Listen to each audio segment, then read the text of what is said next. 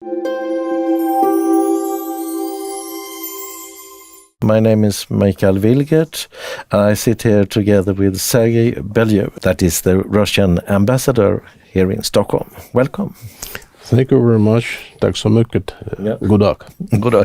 And you have been the ambassador in Finland for a number of years. I added it up to about 20 years. Well, I worked in Finland 4 times, as I know Finnish language, but I was not ambassador in Finland. I was number 2 in the embassy for quite a long period of time. And it's my first appointment as ambassador abroad, and now I'm working in Stockholm, in Sweden, for a little bit more than 4 months. I came here in the beginning of November. I worked with Swedish affairs beginning with year 2001. When I was appointed as chief of desk for Finland and Sweden in the Russian Foreign Ministry. And then I was deputy director of the department, and for the last 6 years I was general director of department dealing with the Northern Europe. Okay.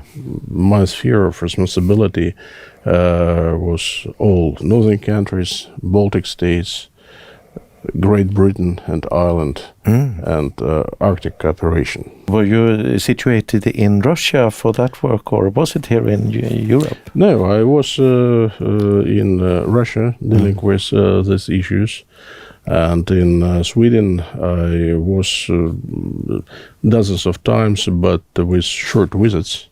And now it's my first possibility to live in Sweden and to see Sweden from inside. And you told me earlier that you live here with your family also. Yes, of course. That's nice to hear, and we have a lot of things that I would like to discuss with you. But before we do that, it would be interesting if you could just give an idea of your background, if you have something more to tell except from your work as ambassador or at the embassy. I came from Moscow, and I'm a career diplomat. And I can say that I was born in Moscow because in my passport, place of born is mentioned as Moscow. But in reality, I was born outside the Soviet Union in Africa. My father also was a diplomat, and I was born in Africa, in the capital of Ghana, city Accra. And I came to the Soviet Union when I was 2 years old. Okay, so then you were living in Russia. Yes. And my children, they are developing in the same way as all children in diplomatic families. My son was born in Helsinki and daughter in Moscow. Okay. So we have, so to say, mixed quite international. Quite international one. I just got a quite interesting message that I would like you to comment. A temporary agreement between Russia and United States. Yesterday, Russian delegation had negotiations with representatives of the American administration in Riyadh, and it was actually idea of our president to achieve some results in increasing safety of shipping in the Black Sea. And now we see that we have intention to develop commercial shipping, and first of all shipping of food products within the Black Sea. And that's why we need to reduce sanctions on Russian banks and companies who are dealing with agriculture sector.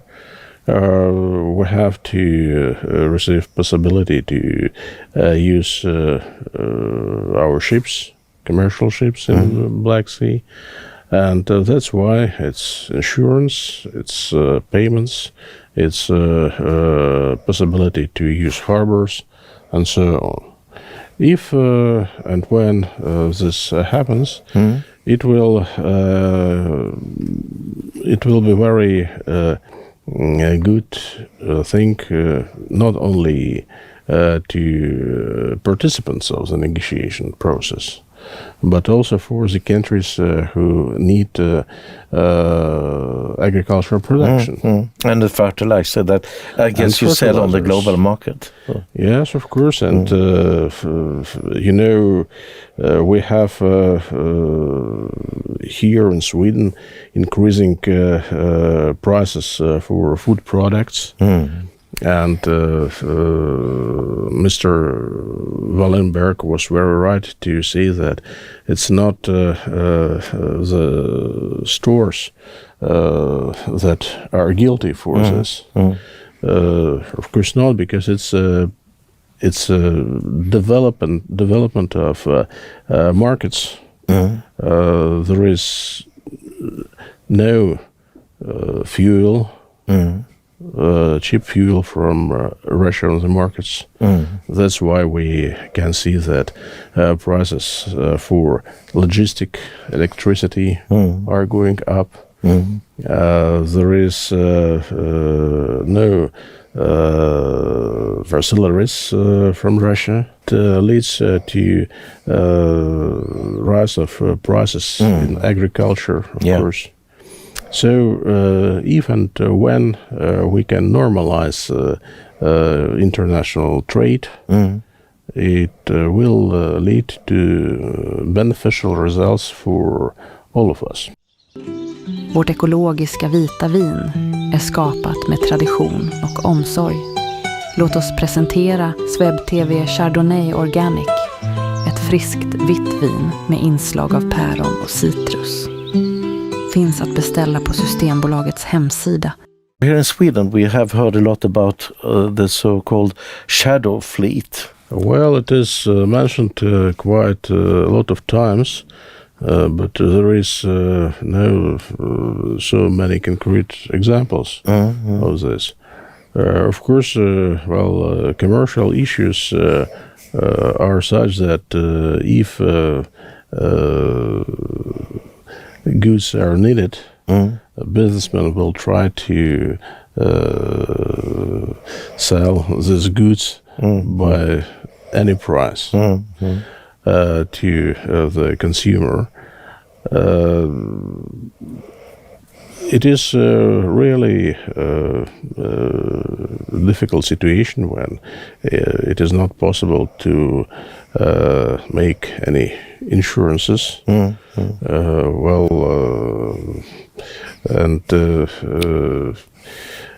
In Baltic Sea, that's we for years developed international cooperation to achieve safety of shipment. For Russian ships or for all ships, for transporting all goods by all ships. Okay. In the whole Baltic Sea. Yeah, in cooperation with other countries. In cooperation with other countries. We had opened in, for example, in Helsinki, the maritime center of shipment safety. That is watching in real time what ships and how are shipping in the Baltic Sea. If you see what is happening in our common sea, you see that the movement of ships is almost the same as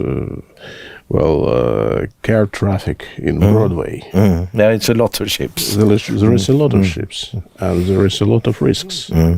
That's why we were developing common efforts to reduce possibilities of accidents, to increase safety of shipment, and if you do remember this, safety of air communications. The Baltic Sea was the only one region in the world where we had very good cooperation between aircraft authorities, airport authorities, military, and civil, to achieve concrete results. We developed special rules of communications between military and civil planes. Okay. And all these systems were working. Now they are not. Okay, so you had rules for the communication and frequencies and transponders maybe, so you know exactly where the position of each ship, of each plane. Yeah, and you say that after the sanctions, this has been turned off. Yeah, so this system was turned off for Russian ships, or for all ships. For all ships. If it is comprehensive, there is sense. If it is not comprehensive, there is no sense to maintain such a system. Okay. So it doesn't cover now the whole traffic. You need to have all ships and in the system. You have to restore it to achieve results. Is it a safety risk today? Yes, it is a safety risk today. And our goal, actually, goal of any diplomatic efforts, political diplomacy or economic diplomacy, is to reduce risks and to prevent problems to become big ones, to achieve such solutions that our life, day-to-day life, will be safer. Yeah. So your recommendation is to turn these systems on again and make sure that they work. My hope is that sometimes we will be able to restore cooperation, in spite of the fact that it is very difficult to do now, after very deep lack of confidence between Europe and the Russian Federation. We now have contacts and negotiations between the Russian Federation and the United States. And it is a quite natural process, because what was during the Biden administration is not natural.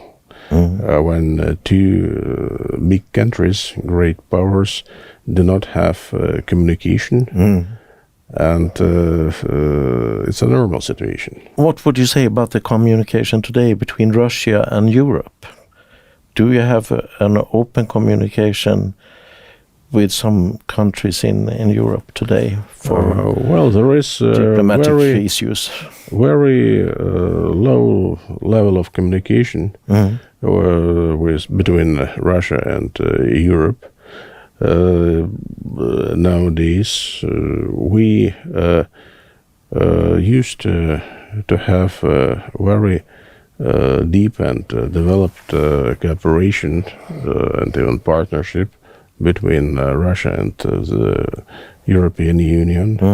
You do remember that 20 years ago or something like this, we developed common spaces of partnership with the European Union. Now the system is ruined. And I suppose that it will be very difficult, if possible at all, to restore it, because times have changed. But at least we should remember that our disputes, our different opinions, should not lead to confrontation. Because confrontation is the last thing we can afford ourselves to have. If you remember in previous times, there was a so-called formula of Gorbachev-Reagan between the Soviet Union and the United States of America. That meant that there will be no winner in nuclear war. And that's why this nuclear war never should happen. Which country would you say has the best communication with Russia in Europe today? In Europe, it is difficult to say. Our politics now is developing very much towards Asia, Africa, Latin America. If and when we do not have possibilities and actually we see no future in our relations with European countries, we use other directions. And nowadays, one of the best developing dimensions of Russian politics is our partnership with China, India, our cooperation within so-called BRICS group of countries. And you know that this organization, BRICS, is developing very rapidly. Yeah. We have now 11 countries. We began with 5, now it's 11. And many countries are willing to join. It's almost half of the world's population. Yes, it's... let's put it in this way that we usually speak about great or big 7 group of countries. Yes, and now this so-called big 7 represent only 30% of global GDP, and BRICS represent 38%. But still, you have an embassy in Stockholm, so I guess you have some expectations to have some communication with Sweden. Well, we have had communication with Sweden for more than 1,000 years. Yeah. And Russian embassy in Stockholm was one of the first Russian missions abroad. We had great contacts with Northern Europe during ancient Russia times. And, Vikings came to serve and to trade to Russia. And we do remember very well that even the first royal dynasty in Russia led to Kanon Krurik. Yeah, that's true. And of course, we had different periods of time. We had confrontation, we had cooperation, or we had better or worse relations between Russia and Sweden. But all the times we managed to have relations and to keep open channels of communication. And from my point of view, it's important.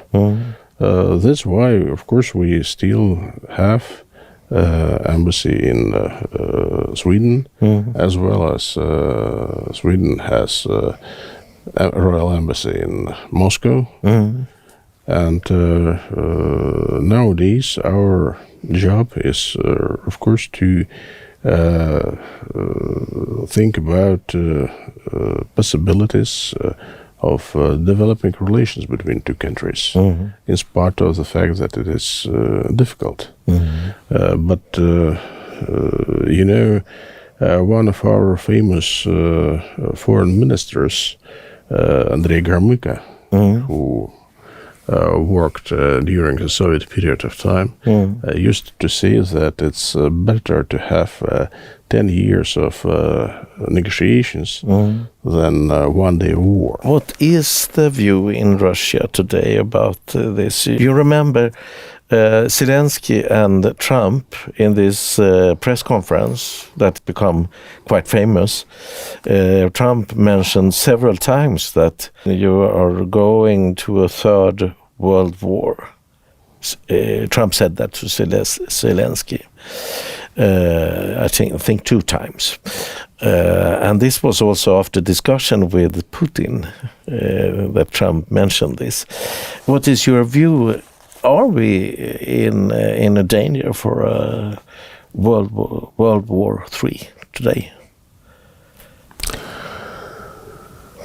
Well, we've mentioned already about this formula that there will be no winners in World War III.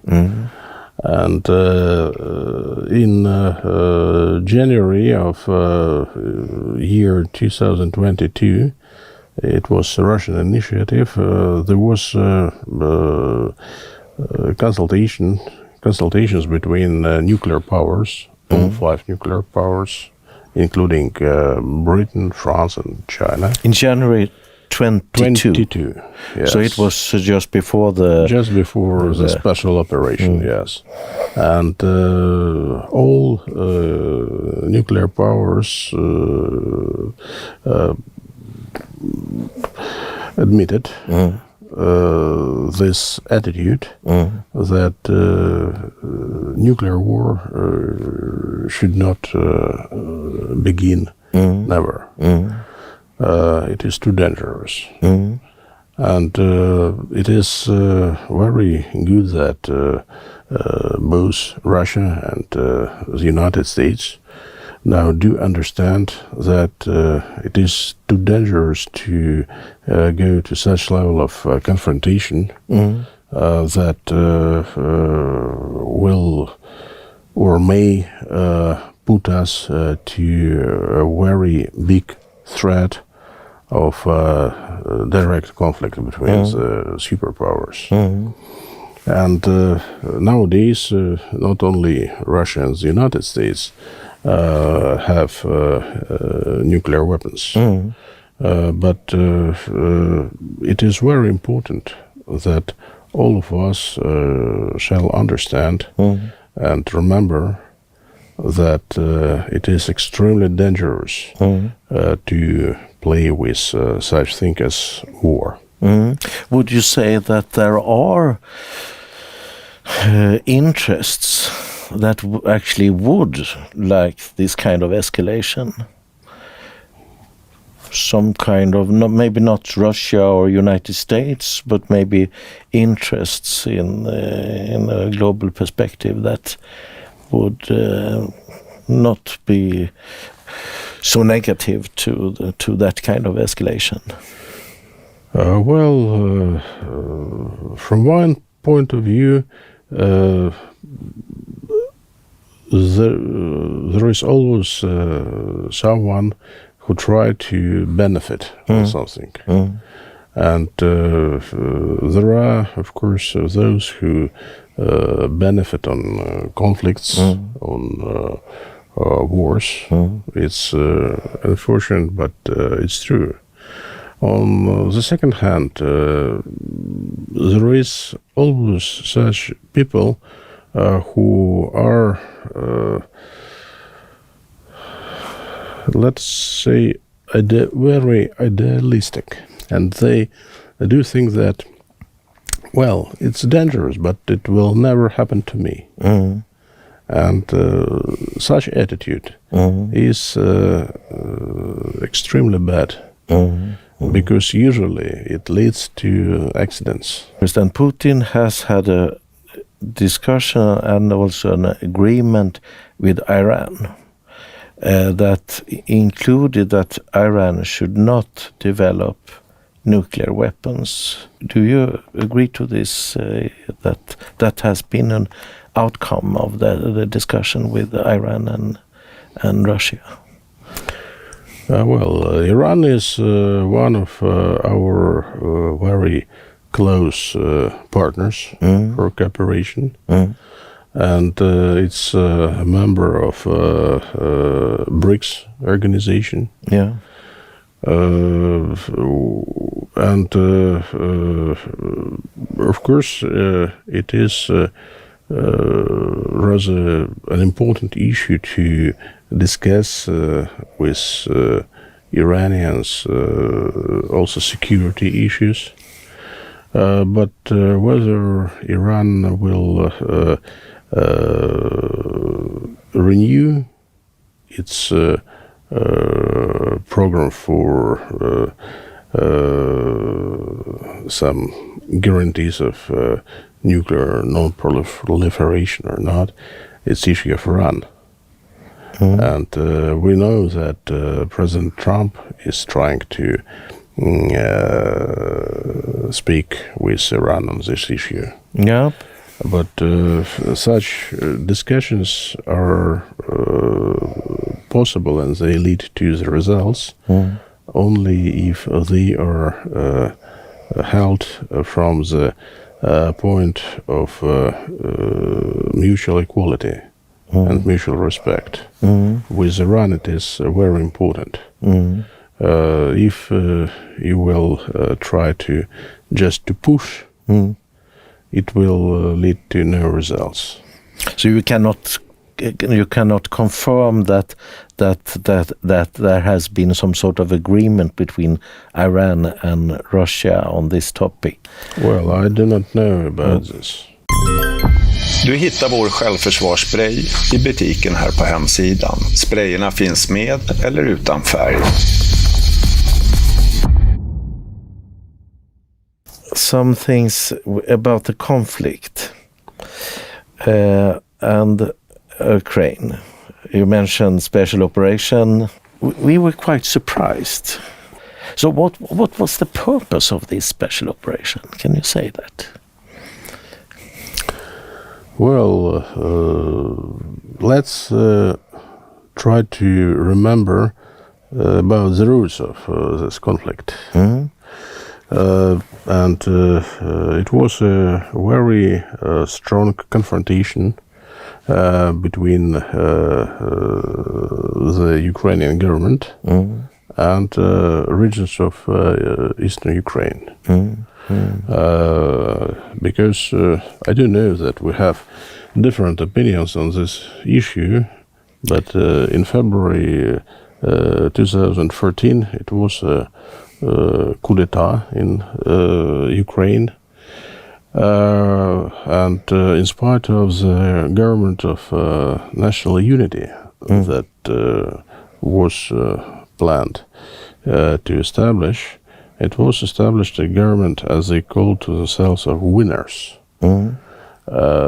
who decided to declare saint war against Russian language, Russian culture, and it's actually true that Russian language was prohibited in the Ukraine, in spite of the fact that Russian culture, education, Russian language, and so on, in spite of the fact that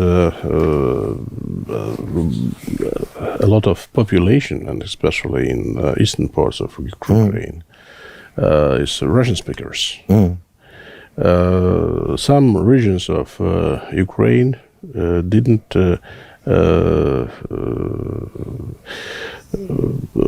were not able to take such a situation to approve it.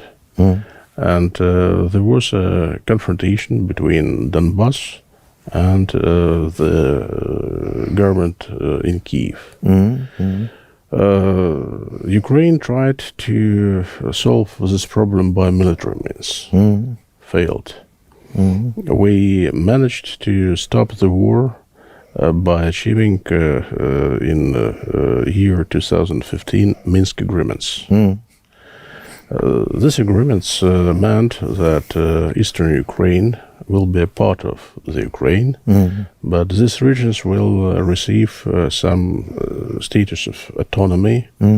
There was a very detailed plan how to solve this conflict and to reduce this confrontation. Yeah, these were the two Minsk agreements that state.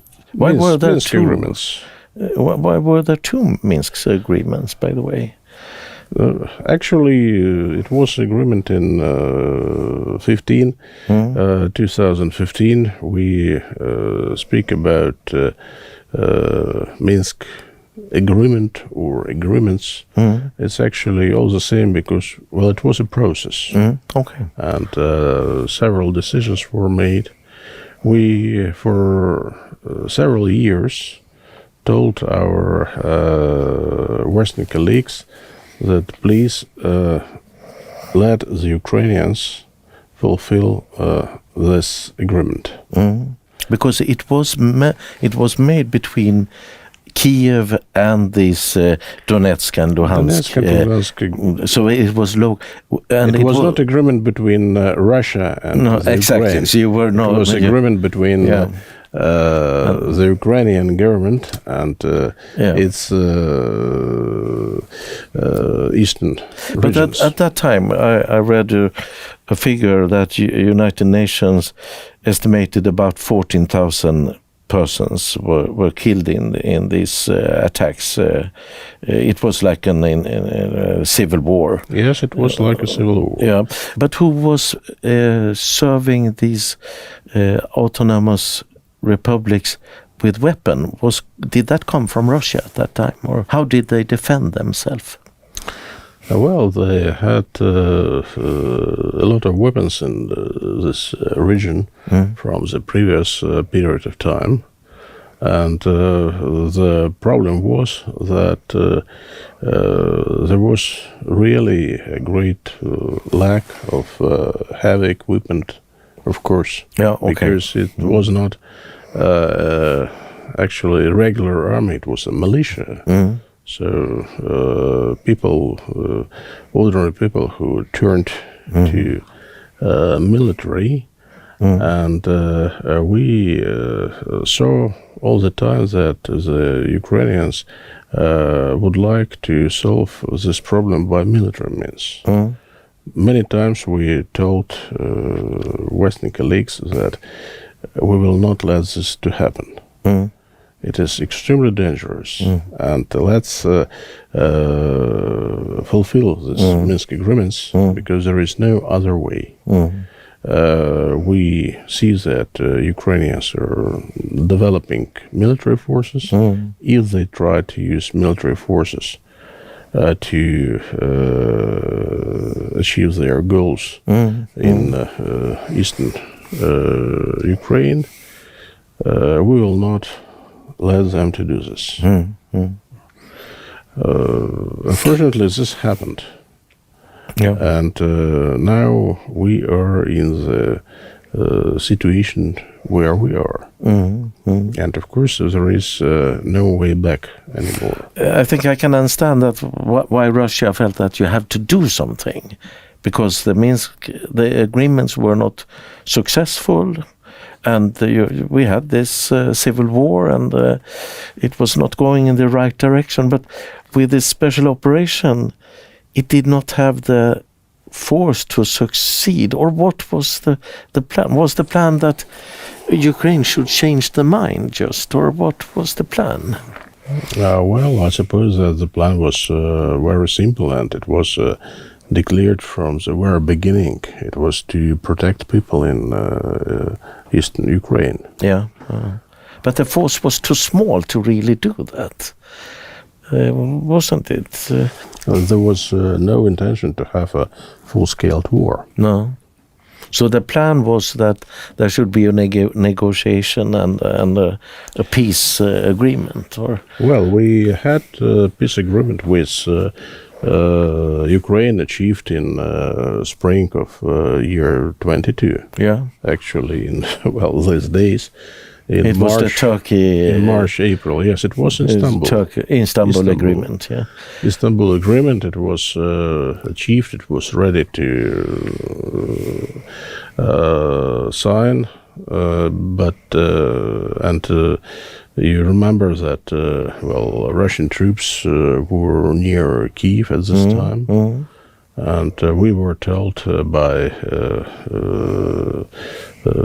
Western countries that it's not possible for the Ukraine to sign the agreement when the Russian troops are near the Ukrainian capital. Mm. Okay. Mm. Our president decided to withdraw the troops. Yeah, so that was the reason. They said that you have to withdraw to fulfill the agreement. But then former British Prime Minister Mr. Johnson came to Kyiv, as we know now, and prohibited Ukraine to sign the agreement. Yeah, yeah. And the war started again. Yeah. So the plan was to make this agreement, and it was actually successful to 99%, except for the final signing. Yes, except for the final signing. Yeah. And we were ready, and I don't know whether Ukrainians were ready or it was just a trick from their side to receive some advantage in military means. Yeah. But this agreement, peace solution, was almost ready 3 years ago. What was that fulfilling the Minsk agreements and the autonomy of these regions? Was that part of the agreement that were almost signed? After the special operation was launched and there was a very powerful military confrontation between eastern parts of Ukraine and the Ukrainian government, there is no possibility to return to the situation when these regions will belong to the Ukraine. We have to understand that in the United Nations Charter, there is a principle of national sovereignty of the countries, and at the same time there is a principle of self-determination of the peoples. And we do understand now very well that, in the year 2014 there was disagreements, but the most part of the population in eastern parts of the Ukraine thought that they could continue to live within the Ukrainian state. But this was changed then. Now situation is changed, and we have to understand this. Du hittar vår självförsvarsspray i butiken här på hemsidan. Sprayerna finns med eller utan färg. At that time, the Minsk agreements, as Angela Merkel said, it was a way to delay this process and to make Ukraine able to arm and build the military forces. When the special operation and these things happened, did Russia underestimate Ukraine at that time? Was Ukraine stronger than you had expected? It's difficult to say what was estimates from our military people. I'm not a military man, but it was quite clear that people in these regions were not able to continue like this. They asked Russia for protection. If you remember how it happened, they declared themselves independent. And after this, asked Russia for help to protect them. And it was done. The development was very rapid. So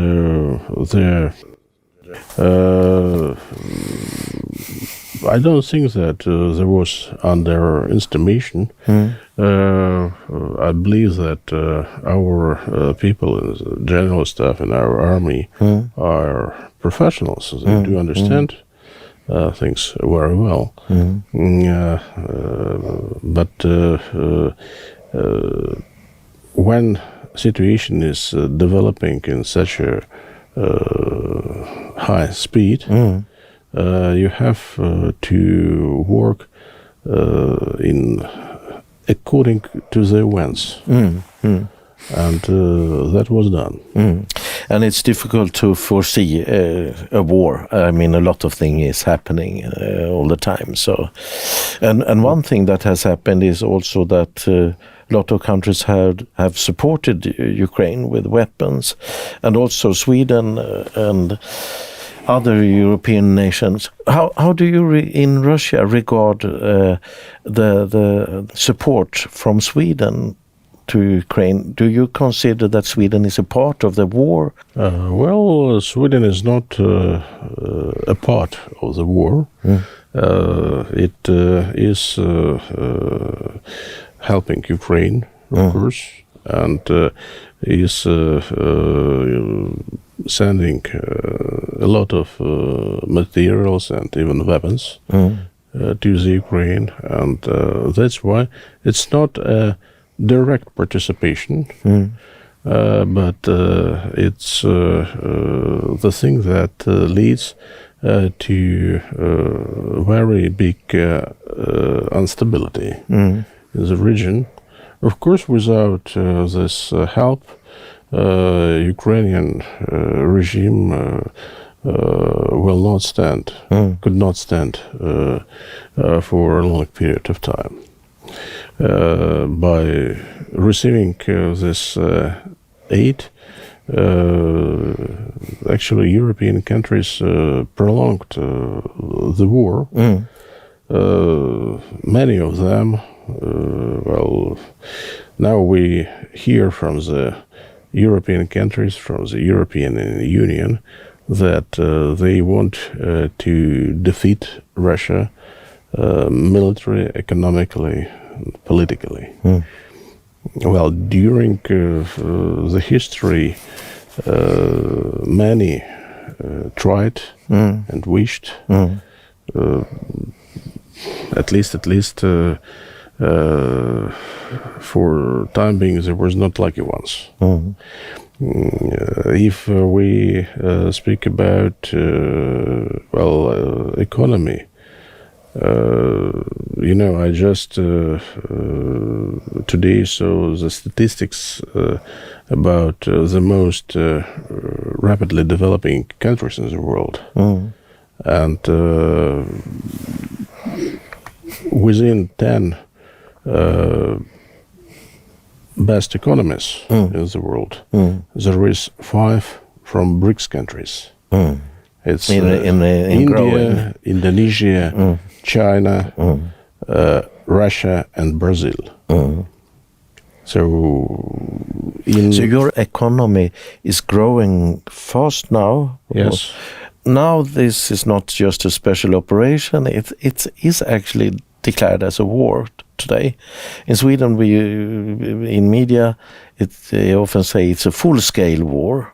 Do you agree to that? This is a full-scale war? In media, it's declared as full-scale war, and in Sweden, we can see also the declarations that Sweden should develop so-called war economy, as Sweden was part of war. It's rather interesting against whom Sweden is in war, if it needs war economy. But there is no war economy in our country.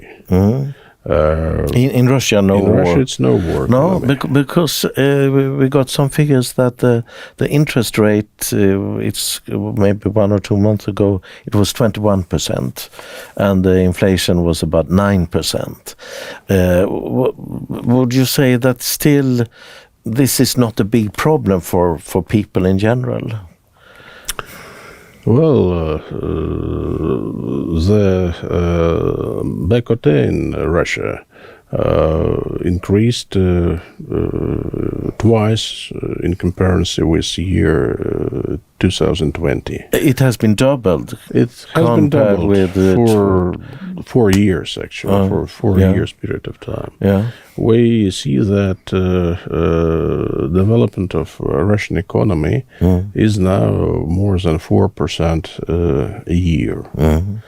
And when sanctions were launched, and of course it was harmful for the economy, but from the other point of view, it helped to develop internal investments. And when European companies went out, came companies from, for example, China, other countries, developing countries, rapidly developing countries of Asia, and also Russian companies. And we have now very good market and industry for example, food products. And if and when someone will try to come back, it will be rather difficult because markets have already changed. Yeah. And this situation, in a way, helped us to develop our own domestic production.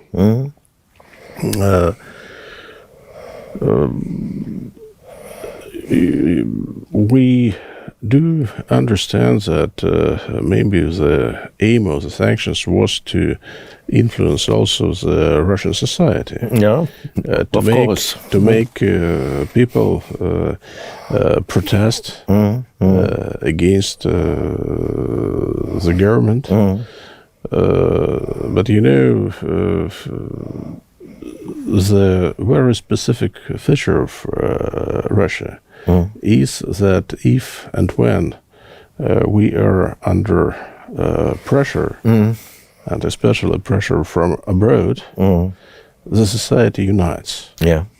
And that's why we see that really about 80% of people support the president, support the government. And, you know, one of our very distinguished intellectuals,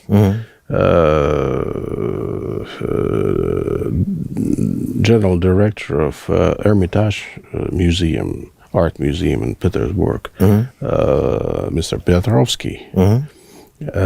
He, well, even before this special operation, he mentions that in all difficult times, the way of thinking of Russian society was that we can disagree between ourselves. But if it is necessary to defend the motherland, the Russians, the most part of Russians, unite. And we can see it also from the history when many of, well, Russian noble people were not satisfied, for example, with Tsar, emperor, but during the difficult times, they stood together to defend the Tsar they were disagreed with because they were defending their country. Could this lead to that President Putin, he actually think that this war is maybe not a good thing, but it's not the worst thing because it unites the country, the federation, and also it helps the internal domestic industries, and it makes Russia stronger in a way. It's better to avoid such developments and achieve results and strengthen the country without such extreme but is he eager to? It is really so that in this very difficult period of time, it was possible for Russia to become stronger in political way, in military way, in economical way, and Russian society became more united. It's true. Is that including the whole federation, you would say? Because this is such an extremely large country, but with different peoples also. Yes, it's different languages. Extremely large country, and Russian Federation is really a federation. We have now 89 subjects of federation, so regions and republics and autonomy republics or regions. And the situation is the same in every subject of Russian Federation. You would say that this unification, yes, because you can see this on the example of, for example, Chechen Republic. It was extremely difficult situation there. We had war in Chechnya in end of 90s and beginning of this century. Nowadays, the Chechens are one of the strongest supporters of our president, and very good soldiers in Russian army. Yeah, which has also taken part in the Ukrainian war. In the special operation, yes. And we have very different regions because, St. Petersburg or Moscow or Murmansk, Arkhangelsk in the north, Vladivostok or Siberia in the east of the country, some Tatarstan or republics of Caucasus, they are very different, and people differ a lot according to their traditions, religion, their way of life. But you have free movement, so people can move from one part of. Yes. So there are no restrictions. There are restrictions, no limitations. How do you avoid that everybody want to live in Moscow, or St. Petersburg, or what other interesting area? Well, it in a way a miracle, but many people really love their native districts, native cities, and it is very important that the authorities, the federal government and the local authorities should think about the development of the districts. They should develop working places, because of course if there is no work in some place, people will try to find this work where it is possible. Do you transfer money between these different regions and parts of the federation, so that of course, it's one of the purposes of the government to see that regions are very different. There are richer regions, regions with lower level of economic development. But it's the issue of governmental politics to make balance so that every region will develop. Every region, it's not only to take money from ones and give it to the others. The real task is to develop economy and social welfare at the local level. If you manage to do this, people will stay in the regions they are. Of course, there is a movement from within our country. Of course, people come to Moscow, to St. Petersburg, to some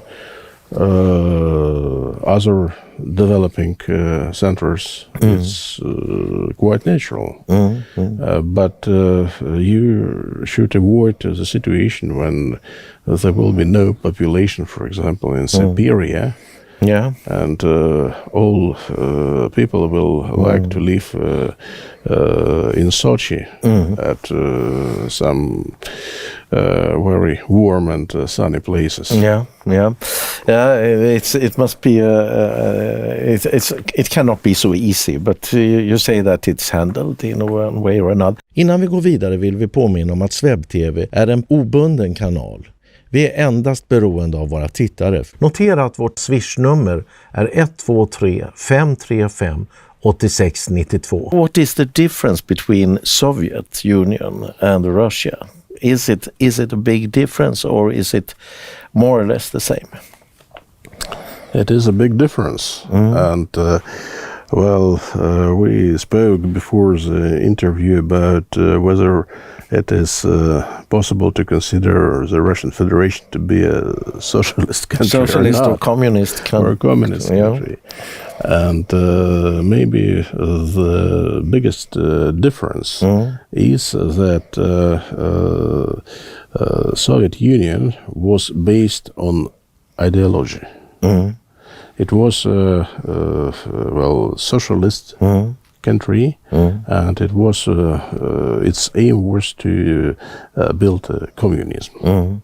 So it was a communist ideology that was in the basis of the state. And also to some degree international thinking about this. And in international thinking, it was from one hand peaceful coexistence with outer world, but at the same time it was solidarity with working peoples in foreign countries also. In Russia, we are now really a democratic country, state of law, and we do not have any ideology in the basis of our state. Is it a market? Do you have a market ideology, so to say? Well, we have market economy, and during the first decade of development of the Russian Federation, we unfortunately tried to build the American wild markets, while it was maybe better to take into account the European developments. And at this, you do remember this period of time when in Sweden we had, I beg your pardon, not we, you had. In Sweden, there was a very interesting economic model that was very, it was not a socialistic one, but it was a really society of common prosperity that was aiming at welfare of every people, every citizen. Yeah. We do not have the same in Russia today, but our main goal, the main task for our state, is to improve the level of life of our people, so that people will be protected and that they will live better and better. It's Is it going that way, you would say? Yes, it is. But what is the tax level, would you say, in average for people? Well, we have the same tax level for everybody. It's 13%. 13% Yes. of your income? Yes, 14% of your income. It's for state for tax. everybody, for state tax. And we do not have local taxes. Okay, but you must have for the regions. Don't the different sub-regions must have some sort of taxes, or No. So for individuals, no. It's for companies, and then funds from the state, but the individual taxation is the same all over the country, and it is 13%. We have a very big discussion about how to make differences and to increase taxation for those who receive more income. And now, for a recent period, we have increasing taxes for those who have income more than 5 million rubles a year. But the level of taxation is for this bigger income is 15%. Okay, so it's. But does it? Is this enough for? Much. Is this enough for taking care of health and schools and society? Because it's extremely much lower than that we have in Sweden, for instance. Yes, but for the time being, our economy and social system stands. And in Russia, you have we have developing rather good, for example, school education and medicine centers. And of course, it depends on the region also. But for example, in Moscow, we have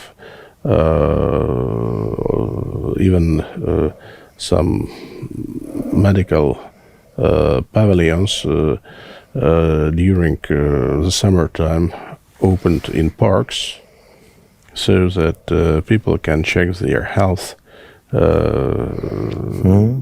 near to their houses. But there must be some other money coming in, because it's too little to guarantee, so to say, this welfare. Yes, of course. Is it a lot of money that is taken out from companies for your salary, for instance? Some social cost that is taken from the companies? That is quite large. It's funds of the states that are used for this, and taxes and incomes of the companies, and especially companies dealing with oil and gas industry. Is but not only this, we have Russia is one of the leading countries, for example, in constructing nuclear power plants. not only in Russia but all over the world. So we have not only oil and gas, but also some technologies also. Yeah, I know that. But when you mentioned gas, will Nord Stream be taking in use again within the next years, you think? Well, who knows? Now the Americans stated that they are interested in this. There are some contacts and negotiations. Actually, people who speak that there is no need in pipelines and in gas supplies, well, they are either interested in something or do not understand how the economy works. Because, of course, pipelines and supplies through them is actually the best decision from the economic point of view. Because there was 4 pipes in Nord Stream. Yes. Nord Stream 1 had 2 and Nord Stream 2 had 2. And we understood that the 4th pipe is still intact. Yes. 3 was damaged, but and it is a big question whether it is better to forget about them or to restore them. But one line is still existing. Still existing. It's not working now, but it's still existing. But it could be taken into use, probably. It has to be refreshed, maybe, or so. But yes, it's quite possible to use it. And when Donald Trump discussed this, and also I think there was some American company that actually was it a discussion about buying the Nord Stream from Russia or getting some part of it. Do you know if the idea from that discussion was that the Americans should buy the gas and sell it to Europe, or well, Americans even now sell gas to Europe. Yeah, it's of course. More expensive than it used to be when Russian pipelines worked. So Americans have a great benefit on this. If I'm not mistaken, it was figures mentioned by the European Commission that Europe for last 3 years paid for gas 200 billion euros more than before. Okay, yeah. But it's up to the results of commercial negotiations. They are, as I understand, going on. And it's at this stage, as we do not know all the details, it's rather difficult to predict what will be the result. And maybe Germany don't want the gas. Maybe because this pipeline, Russian Gazprom was one of the owners. Yeah. But it was not the owner of the pipelines. It was this Nord Stream company that was situated in Switzerland, and the biggest participants in this company was Germans. Yeah. So, but we will see. But if Germany wants to have the gas, could Russia supply that then? Well, it's an issue of negotiations and of concrete decisions. I don't know what is now the situation on the gas markets, because when we stopped to sell gas to Europe, we increased selling it to, for example, China and other Asian countries of Asia. And nowadays it will be impossible just to say that, well, guys, the Europeans want our gas again, so we stop selling you and we still sell it to Europe. We have to fulfill now contracts that are solved with our partners in the East. What do you think about the match between China and Russia? Is it a perfect match, you would say? Yes, it is. And we really have very close relations of cooperation with China. It's a very fine world that it's strategic cooperation, but it's really strategic because it is in actually every field it touches any dimension. It's enough if I mention that our trade with China is now more than $230 billion in our sales or in sales to China. Only trade of goods. To China, you get this value from Chinese export to Russia and Russian export to China in total. In best years of cooperation with Sweden, we had about 10 billion.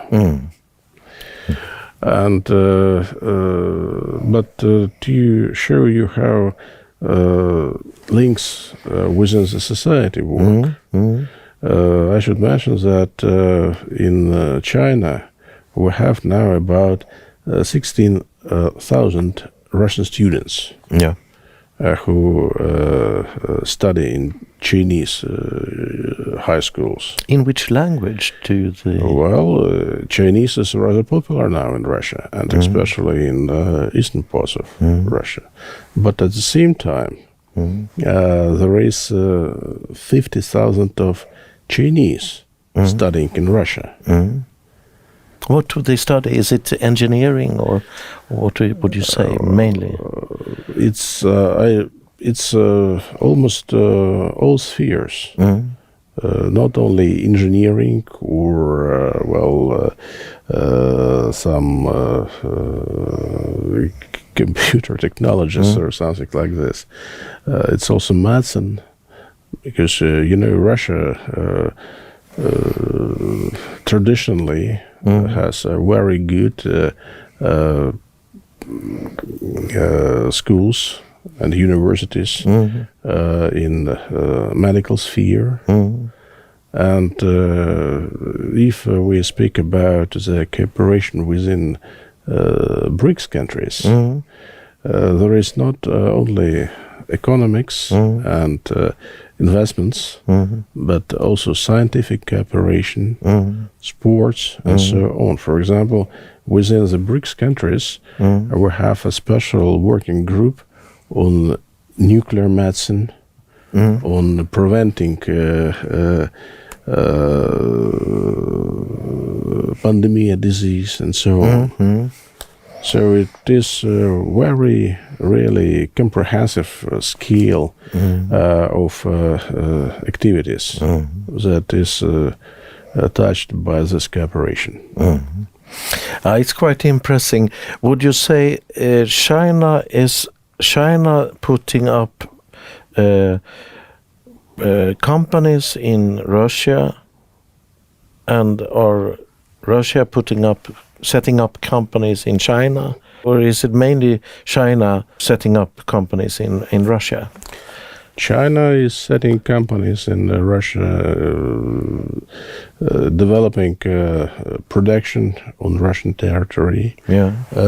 Russia makes the same in China. It will be maybe a surprise for you that Russian agriculture and food products are now extremely popular in China. And chains of Russian products stores is developing very rapidly in Chinese cities. Russian stores in China. Russian stores in China who sell Russian foods. Food. Interesting. So, and is it every kind of food? We have a very, very large scale of agriculture production. Has that been improved during these sanctions that you have been forced to make all these kind of type of foods? Cheeses. Several years ago, there was no such imported thing a at lot all. from Europe, and I think also. Yes, we had imported a lot of products from Europe. European companies worked in Russia, organized production in Russia. Now you make yourself. Now we product ourselves. So China, so it's food is one product, and in Russia, China is producing maybe technical products, cars and technical products. Yes, Chinese cars are very popular now at Russian markets. I think that was Chinese computers. Yeah, of course. But I think there was an article that there was tariffs set up in Russia against Chinese cars because they wanted to protect the Russian car manufacturers. Well, it is, always two sides of the same coin. Yeah. From one side, you need to develop cooperation, and we do this. From the other side, we should think that this cooperation will not and should not damage our domestic production. No, exactly. And it is extremely difficult to achieve both aims at once. But maybe you have different niches. So say you say nuclear plants, but I guess China also make nuclear plants. But you have more heavy industry in Russia and we have raw material. We have more heavy industry. We have space industry. Yeah. And as for nuclear plants, we also have cooperation in this field with China. We have shipbuilding in Russia or in Russia and in China as well. Yeah. And for example, the Chinese are very interested in developing cooperation in the Arctic areas. Yeah. In Arctic ocean areas as well, and they want to develop their own production of ships and even icebreakers. Yeah, because in the icebreakers, Russia is quite have a lot of experience. Yes, Russia is one of the best countries in this field, and Chinese. France may use our knowledge and technologies in this issue. And you know how Chinese works. They take your idea, your technology, then they are very creative people. Yeah. They develop it and they receive their own. Yeah, that's true. But so in this quite close cooperation, almost a marriage, I get the feeling as you describe it, Donald Trump tries to enter into this. It may be not so easy. It is not easy because, of course, America will see cooperation between Russia and China is a challenge to its own markets and first of all its own economic profits.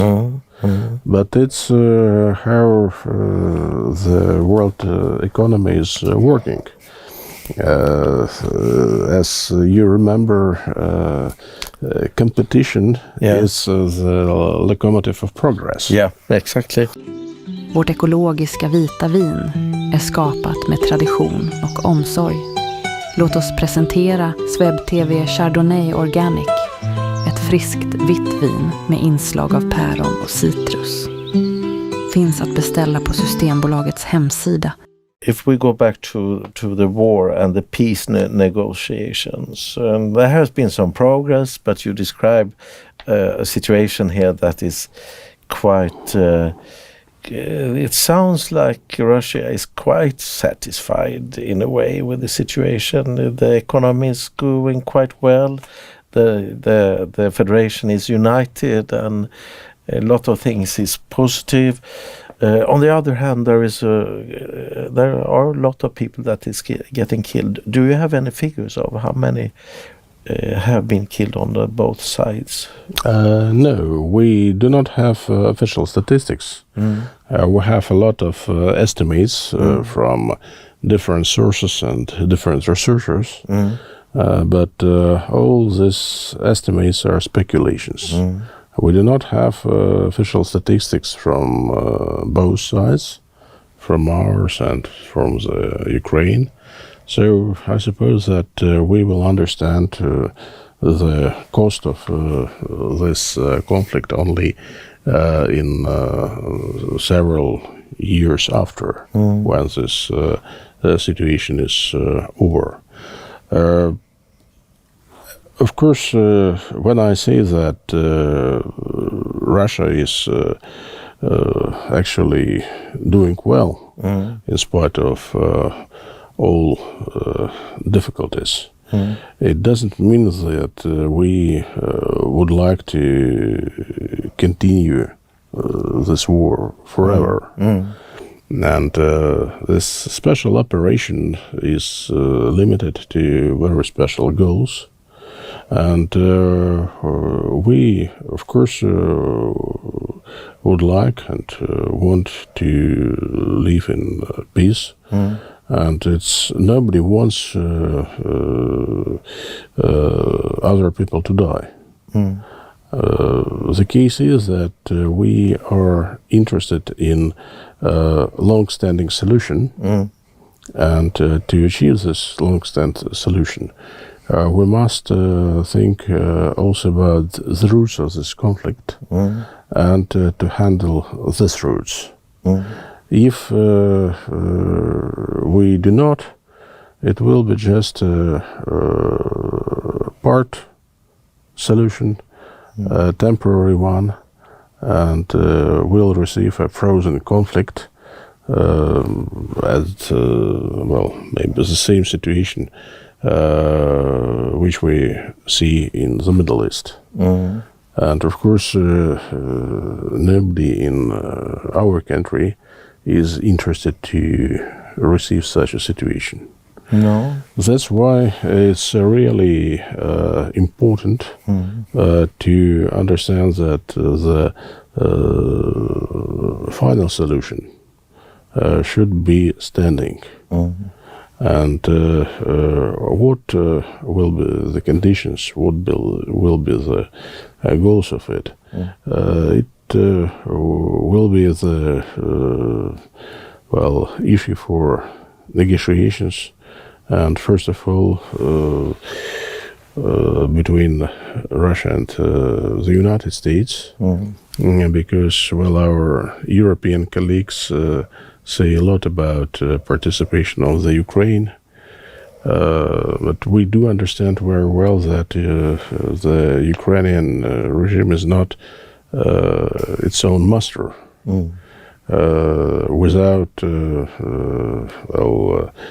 aid from abroad, they cannot stand, and during the whole period of time, they received not only weapons and materials from the West, but also the commands how to act, how to behave. That's why it is important to have negotiations with those who decide, and not with those who fulfill the commands. So you mean today it's more United States that is in the driver's seat? So it's that's why the United States is the negotiation part so far. But if there would be a change in command in Ukraine, maybe this will be a different situation then. Well, there is now great lack of confidence, and from our from our point of view, we do not believe the present Ukrainian government too much, because for many times they betrayed the situation. And we must understand that if we achieve the result, if we have an agreement on something, this agreement will stand. Yeah, and there has been a goal of denazification and also to get away with the military capability, but you cannot wait until the last Nazi is taken away or the last soldier is taken away. I mean, there must be some situation where this is enough. We have reached our goals, so to say. Or what would be this situation where you can say that this is enough now? Well, it's not in my hands to say what will be the conditions. No, because it's a very difficult process of negotiations. Yeah, and very experienced and smart people are participating in this process. Of course, every negotiation is a sort of compromise. We have to take into account aims and interests of all sides. There are, of course, some principal issues for us that we cannot afford to happen or to stand. And you've mentioned about this denazification. Really, it is not possible to accept for us that, well, for example, this actually very strong line against Russians, Russian language, Russian culture, and even Orthodox Church will continue in Ukraine, because this is actually the thing that is very much in comparison with the Nazi regime, when one is prohibiting people to be, well, Russian, Jewish, Swedish, or something like this. I understand that when Russia say Nazis about this, they don't talk about Jews. It's rather that the Nazis in this case, they are against Russia. It's attitude. Yeah. It's Nazi ideological. Ideology is attitude towards other people. Yeah. But the Ukrainians, could you say that they have been a brother country to Russia? Well, I can say that they was in a way brother people to Russia, because we lived in one country, in the Soviet Union. And we have a lot of people of Ukrainian nationality in Russia. They are living in Russia. They are working in Russia. They are working even in our Ministry for Foreign Affairs, and nobody prohibits them working in Russian governmental system because they are Ukrainians by nationality. A lot of people in our country has roots or relatives in Ukraine, in Belarus, in Uzbekistan, Kazakhstan. But it's difficult. It was a mix. But it's difficult to understand why there has been such a hate that has come out of this. Is it because of history or during Soviet Union and things that has been in the past, or it's because of nationalism. And unfortunately, this ideology of nationalism that is very close to Nazi ideology, it received a great development. During which period would you say? I suppose in latest maybe 15-20 years in the Ukraine. Okay. Because before, I really do have a lot of friends with whom I used to work with, to study with, who were from Ukraine and from Western Ukraine, from this Lvov region, for example. And we never thought that the Ukrainian is worse than Russian, because we even didn't have such thoughts in our heads. Did you speak almost the same language, so you could understand each other with your mother language? Yes, of course, and its languages are very close. But within the Soviet Union, it was Russian language that was common. Maybe that was something that they wanted to get away from, then, to have this independence.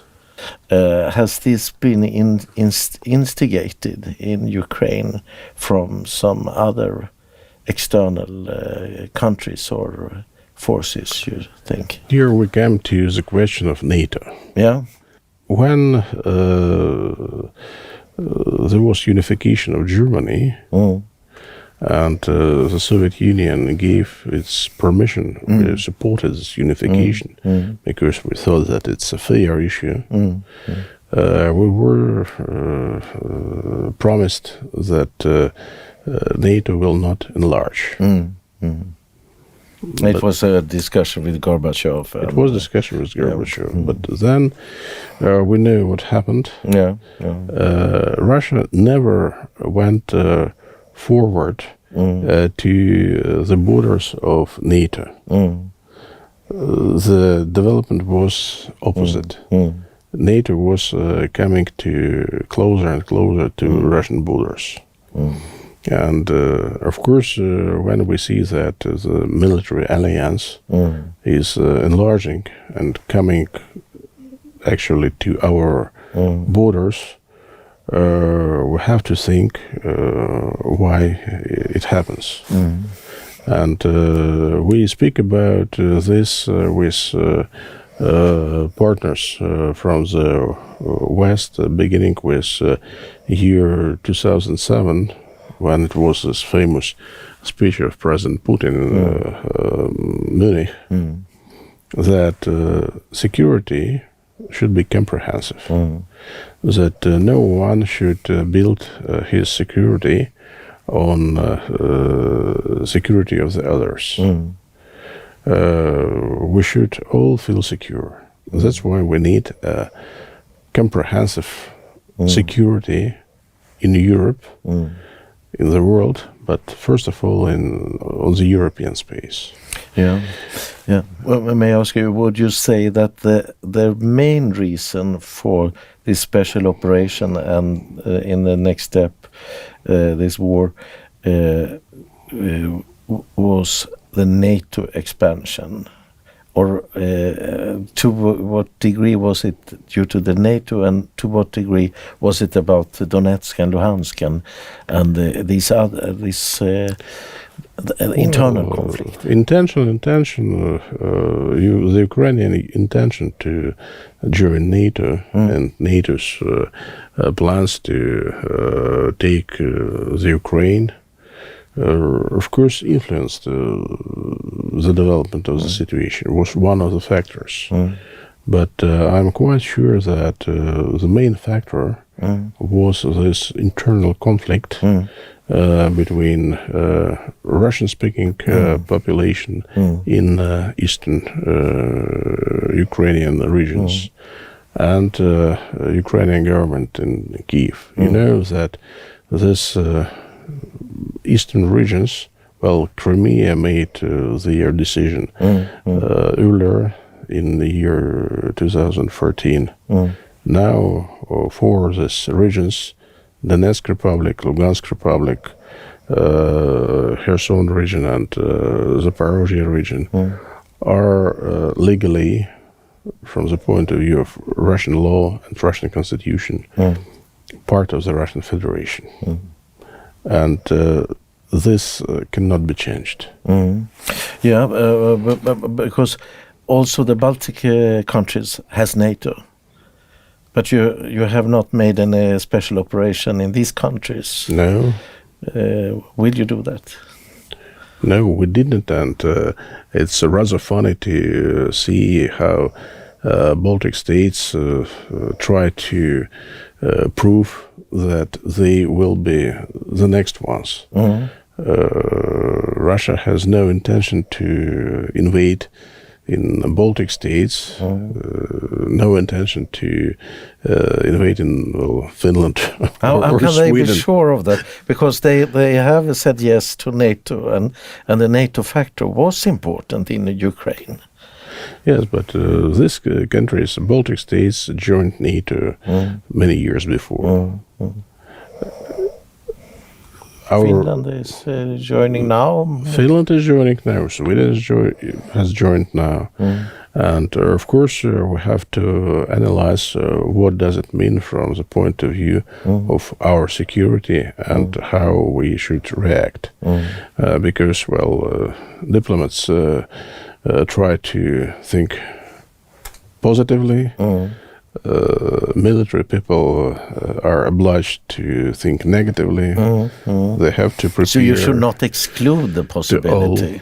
You cannot exclude the possibility. No, I exclude the possibility that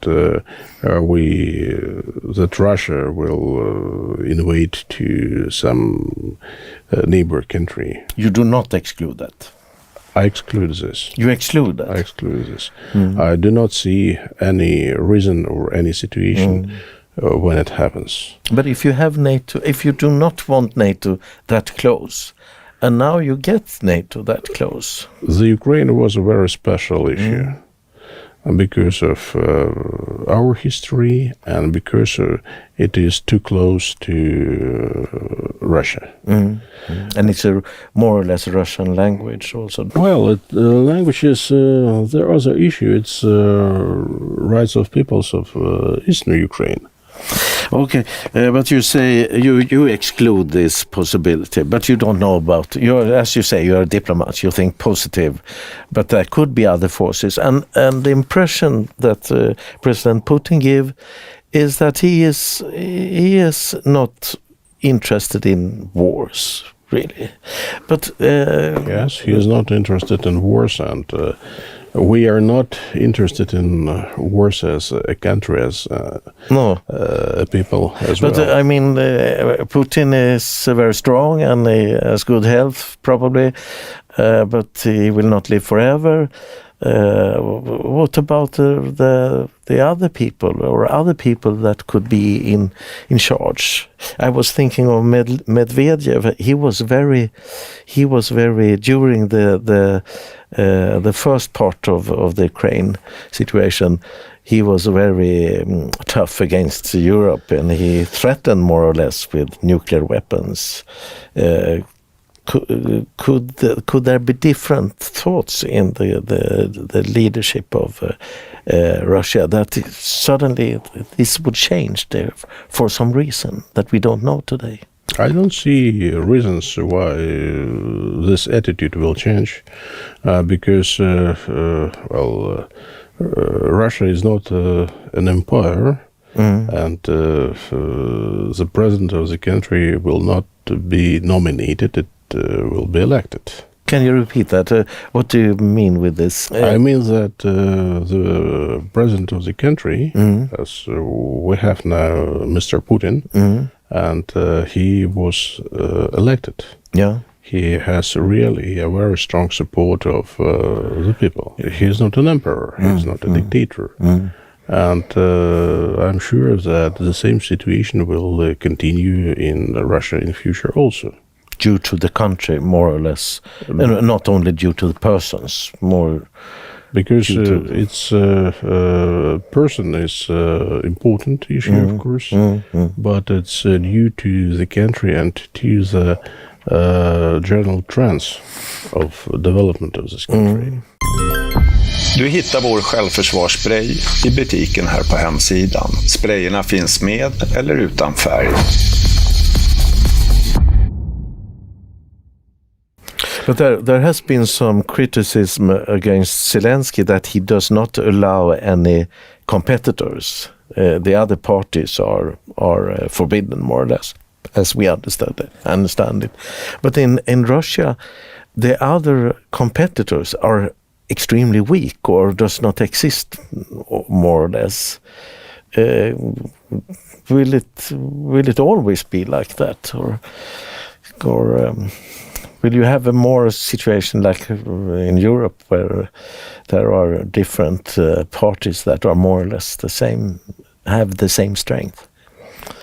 Well, who knows? We have, as you know, several parties in the parliament. And what will be the situation in future? Will there be some new leaders? It's understandable that now there is no person who can be in comparison with Vladimir Putin. It's true. Yeah, because he has such support. But his support is very strong. What will be the future development of the country? Well, it's speculation. But when we speak about this military way of thinking and so on, it means that our military people should analyze the situation and prepare to possible risks coming towards our country. Different scenarios. Different scenarios, yes. But the very strong understanding in our country is and will be, I've mentioned it, I suppose, twice during our conversation, that when we speak about the nuclear power, it's a great responsibility, and there will be no winners in the war that nuclear powers have between them. And while all nuclear powers or serious players on the international arena understand this, it's good. If and when one of such powers will decide that it is possible to make first preventive strike, and we saw such development in American military thinking, for example, several years ago. It will be a disaster for everybody. And I guess we will have to end quite soon, but may I ask you, as you know, Finland and Sweden have joined NATO, and we will also have the DCA agreement for 17 American bases in Sweden, and about the same in Finland. Could it be a requirement from Russia in the negotiation that we should reverse these decisions? Do you foresee that kind of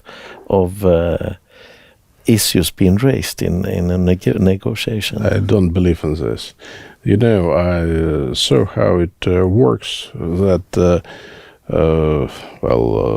one Finnish researcher is saying that maybe Russia will demand that Sweden and Finland will be expelled from NATO. And on the other day, and the article is about this, but the headline in the newspaper is that Putin will demand that Sweden and Finland will be expelled from NATO. Yeah. So this is how the propaganda works. Yeah. Of course. But do you exclude the possibility that Putin would demand that in a negotiation with United States? Finland and Sweden joined NATO. Yeah. It's a reality. And the issue is that now the decision about peace of war do not belong to Helsinki and to Stockholm. If there will be a decision in Brussels or in Washington, all member states will have nothing to do but to obey. And that's why the security of these countries are not only in their hands. And of course, we will analyze this. Of course, there will be steps, also military steps, preparing to different, as you mentioned, scenarios. But I do not see the situation when we will demand that Sweden should went out of But it NATO. has been discussed in some articles you mentioned. But in articles, yes. Yeah. But it's interesting that some Swedish or Finnish researchers discuss this possibility between of them, and then they decide that it's Russians. You see it who more do like think it. You think it's more like speculations? It's speculations, as well as we see that, Russia has no intention to invade, for example, Gotland. Yeah. But researchers and journalists in Sweden develop different scenarios how it can happen. And then they began to believe themselves that Russia is threatening Sweden and will invade. But do you think that we should be felt nervous, or should we feel relaxed about this possible threat? You should not feel nervous. The case is that during the whole history of mankind, it's better to improve your security by political and diplomatical means than to prepare to war. But how often do you get any contacts or discussion with our government here in Sweden, for instance, or regarding these issues? Well, I do not have any contacts and discussions with Swedish government because we do not have contacts on a political level. I have contacts with some of my colleagues in Swedish Ministry for Foreign Affairs. Yeah. But even from the practical point of view, there is no intention from Swedish political level to keep contacts. But you say this is the best way to avoid conflicts, is to have a discussion. From my point of view, yes. But it seems so that our Swedish colleagues have maybe different way of thinking. Okay, I think I have got the answer. So we have discussed most of the things that I was curious about. But maybe one thing that would be interesting to hear your view on, because Russia is extremely large area, a lot of different people, different languages, and so the Russian Federation. If you would compare it with United States or EU, or maybe even China, which is the most alike Russia Federation? Well, we're different. Russia, China, the United States, and we have a lot in common. We have a lot of common even if we compare Russia and Sweden. We have many common things in history, in culture, in traditions. In some ways we have very different attitudes, and then situation is changing. Maybe just to have some relax, I'll tell you about two examples of different attitudes. I spent my childhood in Canada because father was working in Soviet embassy in Ottawa. And once we had a baseball match with Canadian boys. And after the match, everybody wanted to have water very much. I had a can of Coca-Cola in my bag, so I took it and suggested to a Canadian boy who stand near me that, would you like to have? He was, of course, very happy. He took it, said, "Oh, is it for me?" And drank it all. Okay. That it was your only. It was shock for us because in our culture and our attitude, we share. So after the game, everyone drinks a little and then gives to another. The Canadian or American attitude is another. They think first of all about themselves. The other issue, maybe surprising or interesting for you, will be from our negotiations with an American delegation in Helsinki before Istanbul summit of OSCE. In night time, we had rather difficult negotiations with American colleagues who came from Washington. And we had them in a restaurant at 2 a.m. We were asked to leave the restaurant because it was closed. And we had to go to American embassy. American ambassador led us to his premises. And when we came to his residence, he asked the gentleman, what do you want to drink? And it was 2:30 in the morning. All Americans took vodka, all Russians took Coca-Cola. So you exchanged the drinking tradition. But I think vodka is still popular in Russia. Or? Yes. Yeah.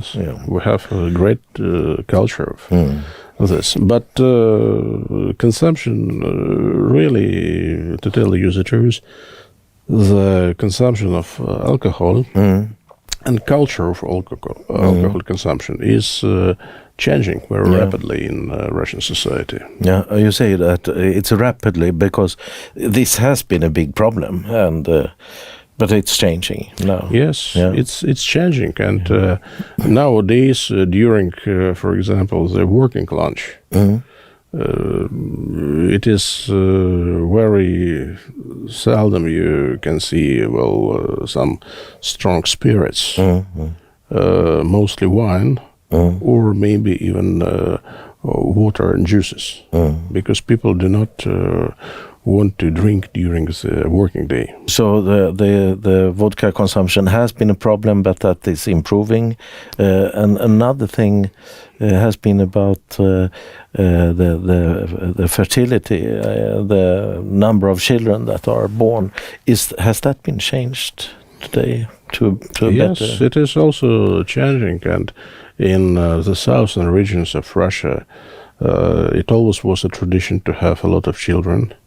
And nowadays, within the young families, we have the situation that 3 children is a normal thing. But before it was only 1. Now 2 or 3 children, it's a normal issue. Also in the Moscow Also in area. the Moscow, yes. Okay.